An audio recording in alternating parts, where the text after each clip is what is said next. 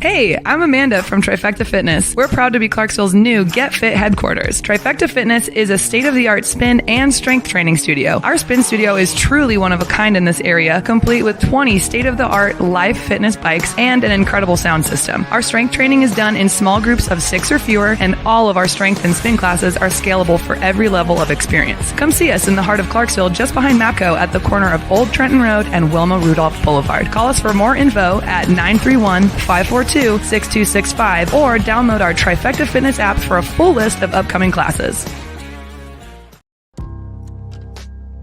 In October 2019, Arlington, Texas was chosen to be the home of a new national museum, unlike any other. The National Medal of Honor Museum will be a unique home of military history. The 100,000 square foot museums will house exhibits, archives, and artifacts relating to the 3,500 U.S. troops who have been awarded the medal, the nation's highest honor for valor in combat. The museum will have 31,000 square feet of galleries dedicated to U.S. troops who have received the award. The museum CEO, former Navy SEAL and NASA astronaut Chris Cassidy, said the museum will focus on education as much as preservation. The building will have 5 areas dedicated to Medal of Honor winners from the Army, Marine Corps, Navy, Air Force, and Coast Guard. The main gallery will be located in a central plaza under a 25,000 square foot slab of steel, which will appear to be suspended in midair. It will be supported by 5 pillars. Black Rifle Coffee is a corporate sponsor of the museum, as are the Dallas Cowboys. The museum's board also includes over a dozen major corporations and 6 Medal of Honor recipients, including David Bellavia, Patrick Brady, and Britt Slabinski. Army Staff Sergeant Bellavia was awarded the medal for clearing an entire house by himself on November 10, 2004, as a squad leader in support of Operation Phantom Fury in Fallujah, Iraq. He killed 4 enemy fighters and wounded a 5th in close quarters battle. Army Major General Brady flew and coordinated the evacuation of 51 seriously wounded men during a firefight in Vietnam in January 1968. Slabinski, a Navy SEAL chief and team leader, led a rescue team of SEALs during Operation Anaconda in Afghanistan in March 2002. Slabinski and his team flew to a mountaintop ambush site to rescue Petty Officer First Class Neil Roberts, who had fallen from the back of a helicopter. Slabinski led the team through almost constant combat against an entrenched Taliban force. Along with the board members, former presidents Jimmy Carter, Bill Clinton, George W. Bush, and Barack Obama serve as honorary directors. The museum is expected to open to the public in late 2024. All right. Welcome back. Misfit Nation. Misfit Nation. The Misfit Nation Show. We are a show founded by a veteran and hosted by 2 veterans and a military spouse. Our mission is to get people to tell their stories to the world. If you're an author, share your tips with the Misfit Nation. If you're a musician or an actor, our audience needs to know how they too can get into the business. Coaches, we love our coaches. Come on and share your tips with the Misfit Nation to help them become better versions of themselves. If you are a corporate leader or an entrepreneur, come on and show how you did it and how hard you have fought for success. If you are a veteran, first responder, or Gold Star family, we would love to have you come on and share your story with the Misfit Nation. We always have time for you. If you're feeling down, alone, or starting to see the darkness, stop. Think about those who are around you. You are not alone. You will be missed. If you feel like your problems will be a burden to those in your inner circle or feel embarrassed, dial 988. If you are a veteran, take option 1. We need you to keep pushing forward. Don't make a permanent solution to a temporary problem. If you are a new listener, welcome to the Misfit Nation Show. Be sure to subscribe to our show on your favorite podcast app. Also on our YouTube channel at @the_Misfit Nation. Subscribe and click the bell to keep you up to date on our latest episodes and all of our news. You can also find us on Heroes Media Group and About Face Radio. Now, let's get to the show!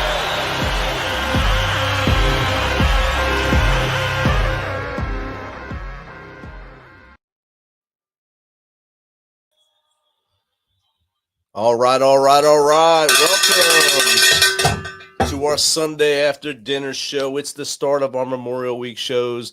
Thank you for taking some of your time tonight away from the NASCAR All-Star race and whatever other sporting events are going on tonight. And joining us as we welcome an Army veteran tonight. We'll get to him in a second. First, we'll do some admin stuff here. First, end of watch for New Jersey State Trooper Marcellus E. Bethea. He lost his life on May 5th. It was just posted today, so keep his family in your thoughts and prayers. And then since it is Memorial Week, we're going to just read off some names of those who we lost in a random month we picked was January 2011. So Army Specialist Omar Soltero, Army Specialist Joshua R. Campbell, Army Specialist Sean A. Muir, Army Sergeant First Class Anthony Vanetz Jr., Air Force Staff Sergeant Leslie D. Williams, Marine Sergeant Jason G. Amoris, Army PFC Amy Sinkler, Army Specialist Joshua Lancaster, Navy Operations Specialist Second Class Special Warfare Dominique D. Cruz, Army Major Michael S. Evarts, Marine Corporal Joseph C. Whitehead, Army Sergeant Michael P. Bartley, Army Sergeant Martin Mick Lamar, Army Sergeant Jose A. Torre, Army Staff Sergeant Omar Aceves, Army Sergeant Zanaya C. Creamer. She was also one of our dog handlers in Kandahar. Army Corporal Jared L. King, Army Major Evan J. Muldick, Army Specialist Benjamin G. Moore, and Army PFC Zachary S. Salmon. Keep saying their names, keep their memories alive. So tonight, like I told you, we have another Army veteran coming on. He's going to share some of his experiences and some of the things he's been through, and also share some of the memories of his brothers that he's lost along the way. So without further ado, let's welcome U.S. Army veteran Mike Yelling to the Misfit Nation. Welcome, Mike. How's it going, Rich? Great, brother. Great to have you here. Great to have you in your bar there. Yeah. Not anymore. It's good. In a few weeks, you'll join the Misfit Nation as a journalist, kind of. So that'll be cool to meet you there. Have you at the track in Nashville. You get some access, get to see some of the drivers up close, and get to report a little bit. So it'd be cool to have you there. Definitely. No, it's going to be an honor going there and being with you guys. So, Mike, like I told you before the show started, I was given a two-sentence blurb about you. I'm going to spit that 2 sentences out. I want you to tell us about you from as far back as you want to go to what led you to join the Army and Field Artillery, and how we got here today. Yeah. So basically, what happened was we had kids really young, and at the start of 18, and at that time it was 2011, 2012, and it was going job to job, and it was, a company would keep you for 60 days and then lay you off, 60 days, lay you off, 60 days, lay you off. And then all of a sudden I was just like, no. And it also landed us into a session of poverty. And I was just like, what are we doing? And it landed us into a really, really bad spot whenever you were getting kicked while you were down. And it was not a good feeling at all. And I was just, what can I do? What can I do for my family? Because I do not like being in the situation. So that not even a week later, I went to the recruiter station. I said, hey, sign me up. I left May 15th to Fort Sill, Oklahoma. After Fort Sill, Oklahoma, did OSET there. Basic and AIT is there as well. And next thing you know, we're off to Fort Bliss. And it was, made some very, very good friends while I was in basic and AIT. And some of us went to Fort Sill, some of us went to Washington, Hawaii, we got dispersed. But whenever we went to Fort Sill, that was kind of that was just the start of it. And then I had to wait to get my family down, along with waiting after OSET. I had to get the housing set up and all that other stuff set up, and then bring the family down on leave. So I only had so much leave accumulated during that time. And after that, bringing them down and getting them all set in. And it was a bit of a change to everybody. It was a whole different lifestyle, it was a culture shock to everybody. Yes. It was going from green grass to nothing but sand and desert. And it was just like, whoa, this is completely different. So, but it was, none to say the least, it was a drastic change that needed to happen. Health insurance, the whole bit. It was, I wouldn't change it for the world because of everything that my family has been through and myself that has been through. I wouldn't change it for the world. There's just a few things that I would critique and, see if I could make it a little better. Definitely. And a lot of people don't understand that it's hard work, the Army. I don't care who you are. It's hard work.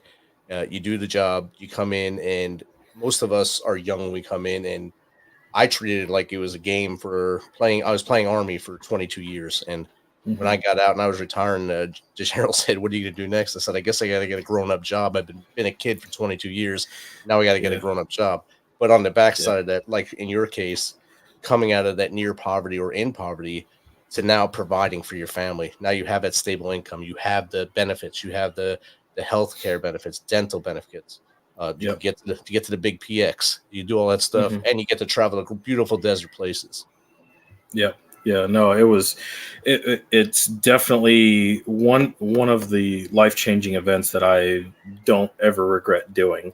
It was much needed, and it was a more stable organization than anything I've ever been in, because it was just at that time it was, who can I fill at this spot for 60 days?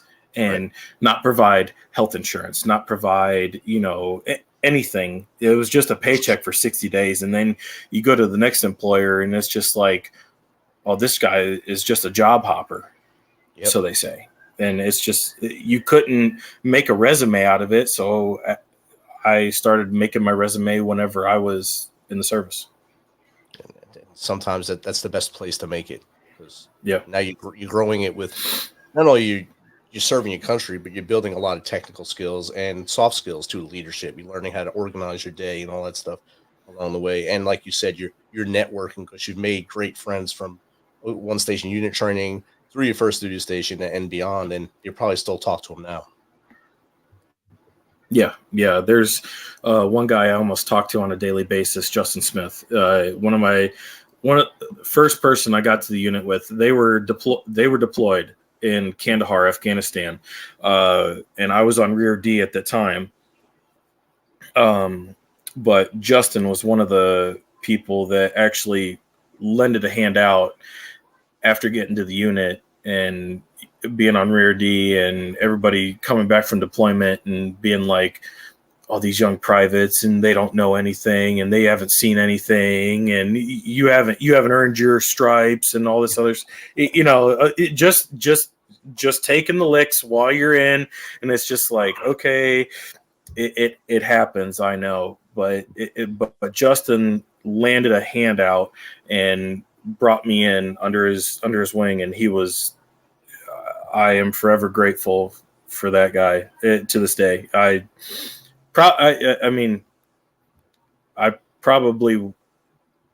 It's tough to say, but I've talked to him through some pretty tough times, and it was really, really tough. And I owe some of my being here to him. That's outstanding. It's always, and it's good that you're saying it here. It's live. You can never say you never said it. It's live. It'll be here forever. It's on YouTube. He can subscribe to the show too, and come on if he wants. Is he still in? No, he is not. He started his own business. He's in Honeyeth Pass, South Carolina right now. Okay, South Carolina, so a nice warm place. Good. Gets to know what you do. So it's good there. So. You get to go down there and visit him?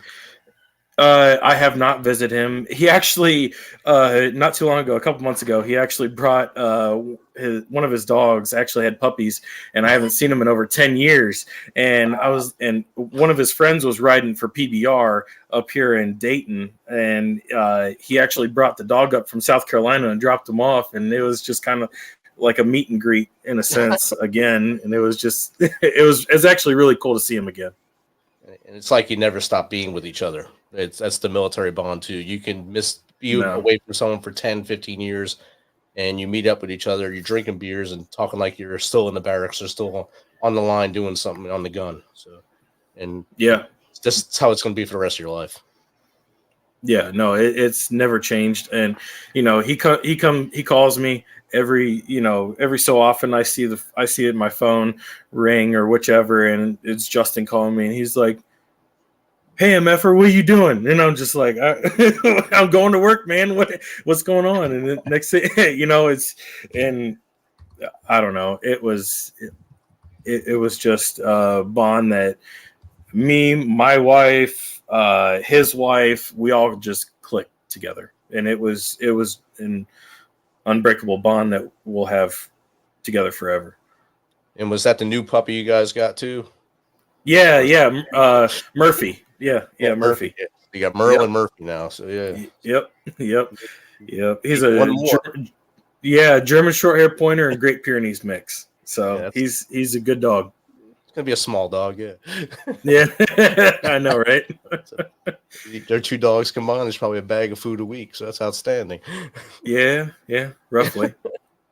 So once you got out, you got out now, you've actually got a pretty good profession now doing HVAC and refrigeration. So what made you choose that? Was that something you did, like a tech branch coming out of the military, or just something you say, I want to do that? So I actually did it before. My grandpa owned his business, his own refrigeration business before, and I did it kind of on the side and before I entered the military as like a filler for my job. Whenever it wouldn't give me 40 hours, I would just help my grandpa out, getting extra cash, helping him. And next thing you know, it just kind of took off. And and my dad did it. My dad grew up with it. And Next thing you know, after the service, I came back and I was just like, okay, well, let me join the local. And so I'm a part of Local 219, plumbers and pipe fitters, refrigeration and service technicians of Akron, Ohio. And I just recently graduated the apprenticeship and on my way up now. So it's definitely, it took a while. It took a long time, but I'm at the mountaintop now. So nice. Yeah. Yeah. Once you get through the apprentice and all the certs and such, I guess it's wide open for you at that point. You can then choose to either start your own business or stay with an established firm at that point. Correct. Yep. And I'm sure you get to see some awesome houses, awesome people that do great things to their HVAC systems, like stuff toys in them, stuff like that. Oh, so What's some funny stories you've run into with that? There was a pig in the basement. One of the furnaces I was, there was a pig in the basement. There was, one guy had chickens. There was an open door cellar that the dogs just came in and used the basement as its own drainage system, as you could say. So it was great. But once I got past the residential, now I'm all commercial now. Well, that's a little better, hopefully. Yeah, definitely. Now we just deal with supermarket refrigeration and supermarket HVAC. So it's a lot of on-roof stuff then for that. So Yep, on the roof and in the stores. Your Meijer, your Costco's, your Giant Eagles and stuff like that. So yeah, it's just big supermarket stuff. Yeah, so that's a much better clientele for you as well. You know what you're getting into when you go in there. Yeah, and it's a little bit more stable, a little bit more. You know what you're walking into, other than just, oh, there's a pig. Oh, there's chickens. Okay, all right. Why is there a body down here? All right. Thanks, guy. Yeah, I know, right? I know. So where do you see yourself in 5 years doing that? In 5 years, I see myself basically kind of where my dad is. My dad's getting ready to retire in 2 years, and I'm looking to take over what he's been doing. Me and my dad work at the same company. That we both do the same exact thing, and I'm looking to take kind of. Everybody kind of looks up to him because he's more of the senior tech, and I'm kind of trying to build my ground to be there to where everybody's kind of trying to be like, no, you got to call him. like he knows. So be that guy. Yeah. The one who knows it all. Yeah. Kind of. Yeah. But it's a double-edged sword, whenever you're off on the weekends, your phone rings, but if it is what it is. We got a question from one of our Tuesday crew hosts, Jake. He's asking, is gas refrigeration still a thing, or is it all basically electric now? No, gas refrigeration is still a thing. Right now they're still trying to go. Right now they're trying to go CO2. Everything is CFC, HCFC, hydrofluorocarbon, or I know it's more scientific terms, but a lot of things are going more or less GWP, global warming potential, and they're going for more CO2. Propane is a natural refrigerant, and they're going more of that route. Ammonia is huge for process, so they're going for all of that because of the lower GWP. Jake, I hope that answers your question, and maybe you can put a gas refrigeration line at the farm so we can have better lines for product when it comes out. Mm-hmm. That'd be good. Yeah. So we talked about your service, talked about the reason why, the why behind your service, and the reason why behind what you do now. Mm-hmm. This is, as you know, this is our Memorial Week show. You're the kickoff of the show, so that's awesome. And I know you have some people in your life that served and are not with us anymore. Why don't you highlight them and tell us a little bit about them? So first off, Staff Sergeant David Cook. He was with 136 out of Fort Bliss, and he had 3 deployments with 136, and he actually lost his life on a tragic car accident going to PT in the morning. Damn. Yeah. Rear-ended going to PT in the morning, and my buddy Justin. That's how me and Justin became so close. Is me and Justin, like, Justin called me as soon as it happened, and after it happened, they flew him life-flighted him to William Beaumont, and Justin called me from the hospital, and that was Justin's best friend in service was David Cook. Was he your section sergeant, gun sergeant, whatever they call it? He was not. So he was actually deployed with Justin, and Justin actually brought me in with the group, so to speak. So he kind of was like, "Here, come with me. This is our group. Let's bond together." Okay. That was a 136 FA. Yeah. Okay. Yeah. Yep. And then there was he actually has a Cheryl. Cheryl was his wife, now widowed, but he actually has a son that is special needs. That was special needs that needed attention every single day. And as soon as it hit, it was just like, oh God, what? Oh, are you serious? And the accident was horrific. it was absolutely horrific, and I don't ever wish that on anybody. Not one bit. The other guy is Captain Winecoop. He was part of HHB, and he was one of the captains that died in a tragic field exercise. Dang. Yeah. Right there at Bliss. Yeah, right. Yeah, we were doing a field exercise in a Matt V. Actually, Matt V. took him out. Wow. Yeah. That's not fun. No. Is that like at McGregor Range or something out there? No, it was on your way out to White Sands. Okay, White Sands. Jake spent a lot of time at White Sands down at EOD. Mm-hmm. He knows the area intimately. I've been to McGregor to train people recently, and Bliss, of course, for school. I know the traffic around Bliss is how would you say, insane. Insane is a good word for it.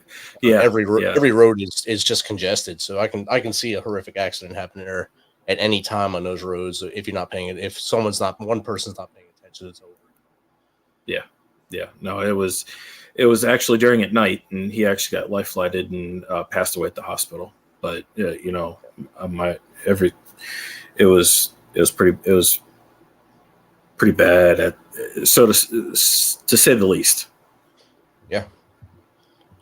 I know when I first got to Fort Stewart in 1993, probably before you were born. That was 91.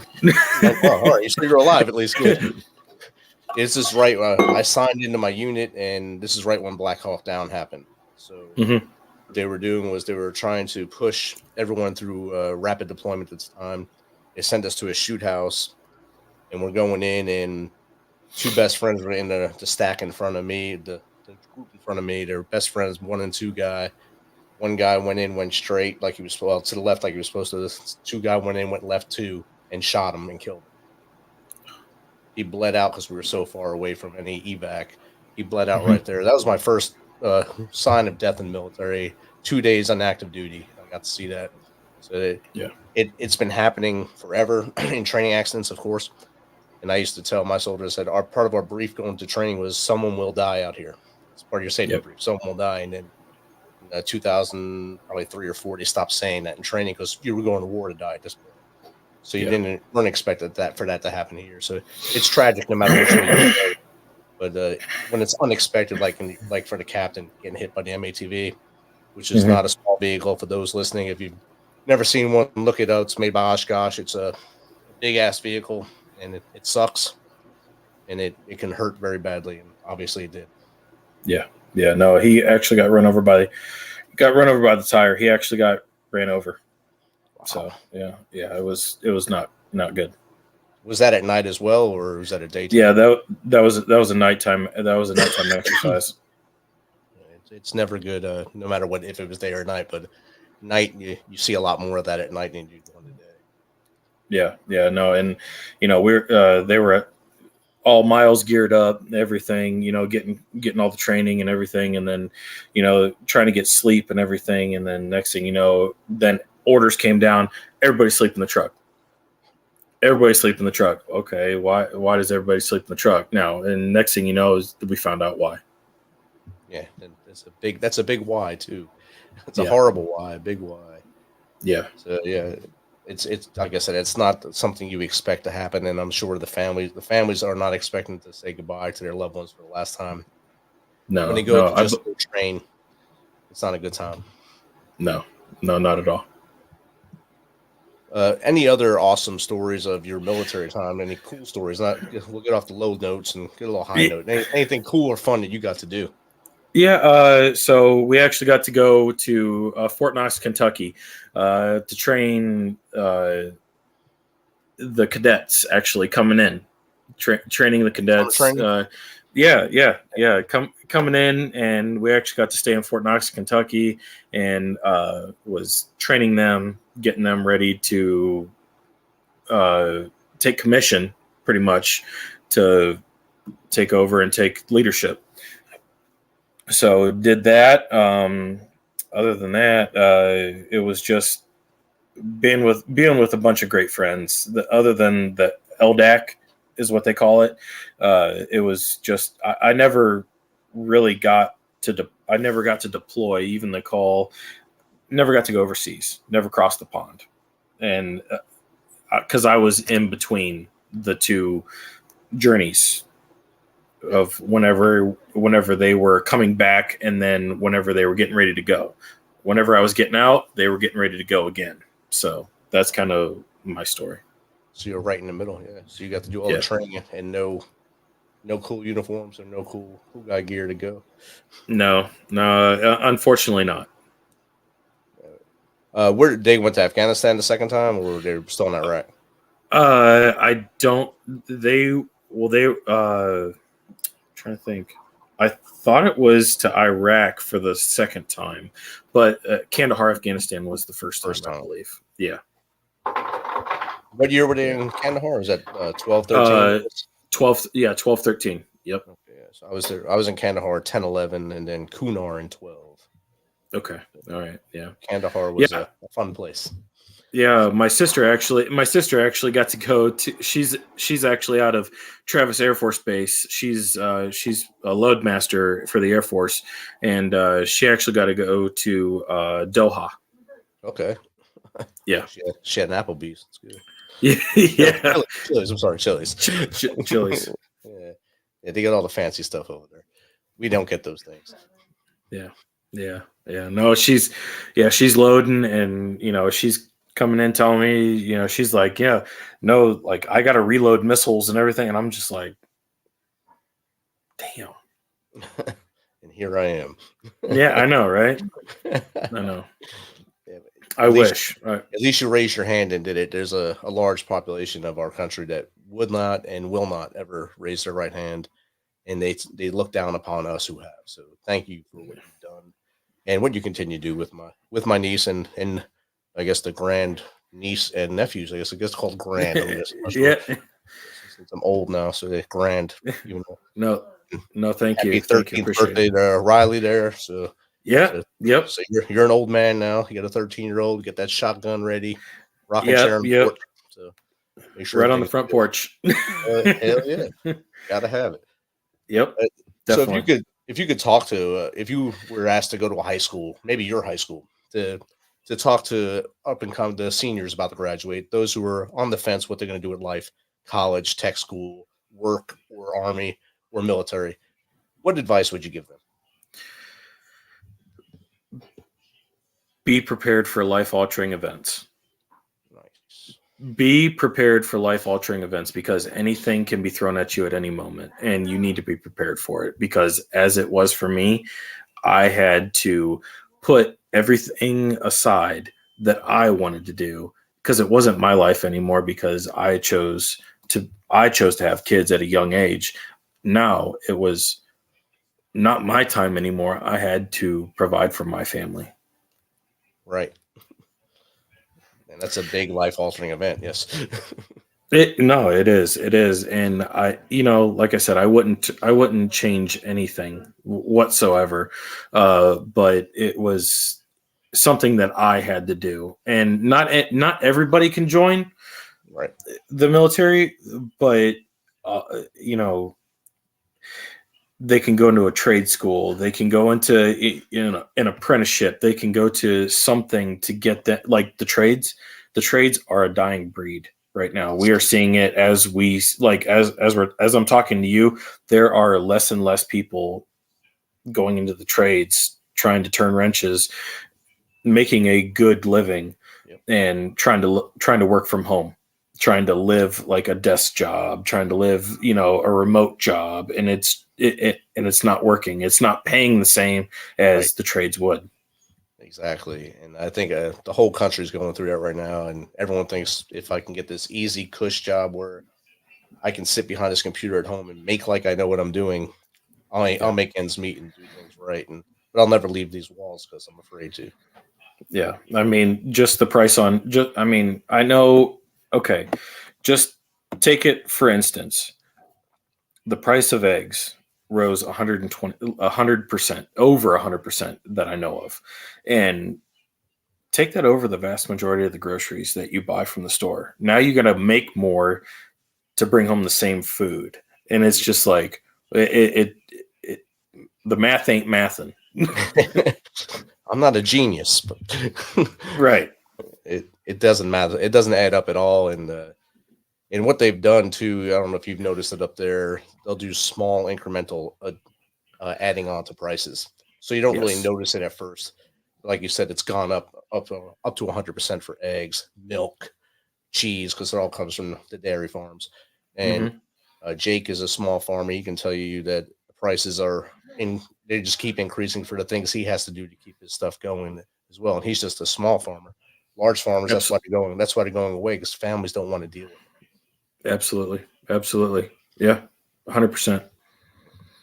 So any parting words, Mike? Stick with what you know. Be good at what you do. You will make money at it. You will.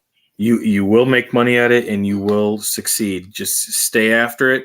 Continue with everything that you know and believe. You will get there. Definitely. So now Steve just said you want to get some chickens too, so then that'll cut out the egg problem. So. Yeah, I know, right? Actually, believe it or not, I just got 4 ducks. So duck eggs, duck eggs, legs. Duck eggs for a dozen are going for what, $20 a dozen right now for duck eggs. Wow. Yeah, it's crazy. Yeah. So I mean, you gotta save, do whatever you got to do for yourself, for your family. You have to do it.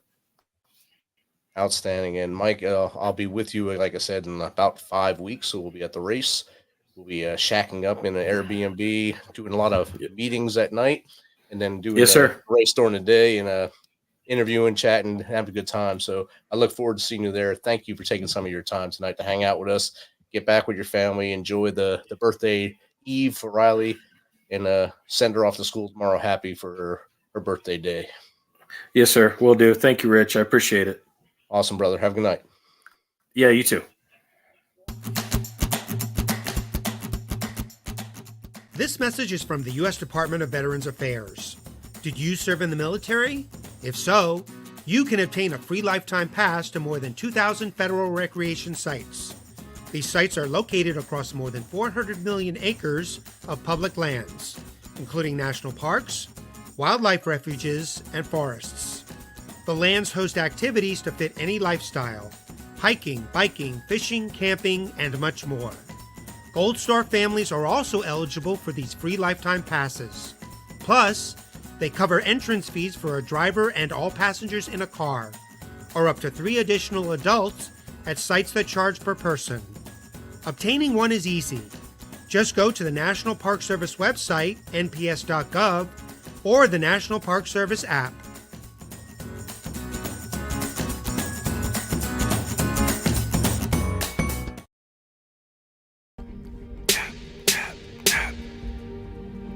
He raised his right hand, promised to defend his homeland.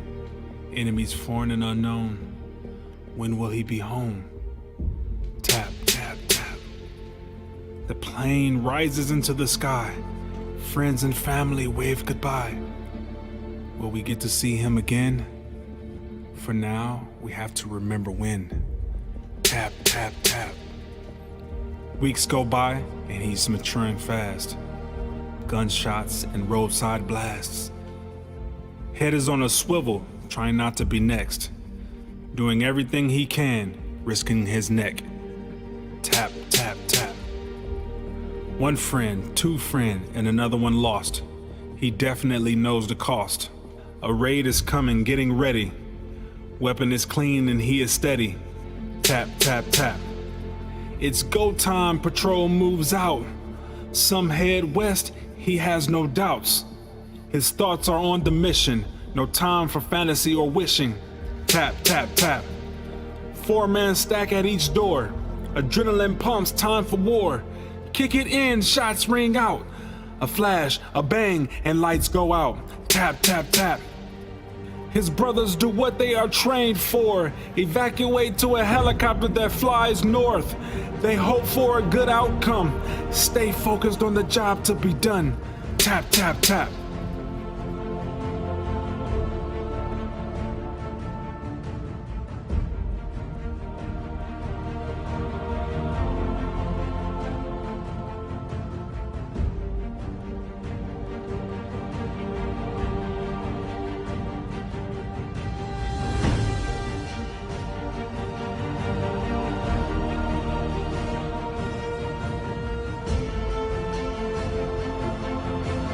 On behalf of a grateful nation, we regret to inform you that your son, your daughter, is not coming home. The tap at the door is a sound loved ones of those serving fear the most. Remember those who have gone and the ones they left behind on this day.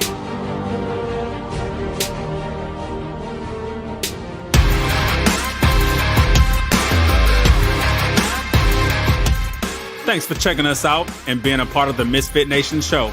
Don't forget to visit our website at themisfitnation.com. That's themisfitnation.com. Check out all our past episodes and get some of the great Misfit Nation gear for you and your family. As always, be humble, stay hungry, and keep hustling because we are Misfit Nation. Misfit Nation.